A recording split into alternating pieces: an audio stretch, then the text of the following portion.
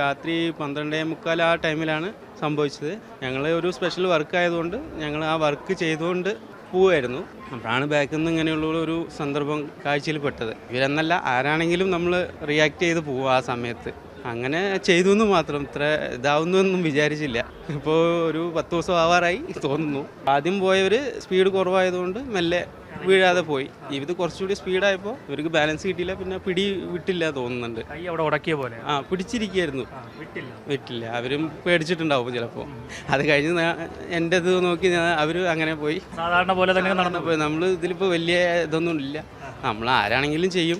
Risk ഉണ്ടാവുമായിരിക്കും നമുക്ക്, പക്ഷെ നമ്മൾ ആ സമയത്ത് അങ്ങനെ ഒന്നും ചെയ്തു പോയി, ജീവൻ രക്ഷിക്കാൻ കഴിഞ്ഞു. അതെ, നല്ല കാര്യം. എല്ലാവരും ആ വീഡിയോയുടെ അടിയിൽ ഒരു കമന്റ് ഇടുന്നുണ്ട്, ഏറ്റവും കൂടുതലും ഒരു നന്ദി വാക്ക് പോലും പറയാതെ ആ സ്ത്രീ പോയല്ലോ എന്ന്. അത് കുഴപ്പമില്ല, നമ്മൾ ചെയ്യുന്ന ഡ്യൂട്ടി ആരാണെങ്കിലും, അവരല്ല സപ്പോസ് ആരാണെങ്കിലും നമ്മൾ ആ സമയത്ത് ചെയ്യും, അത്രേ നമ്മൾ കരുതുന്നുള്ളൂ.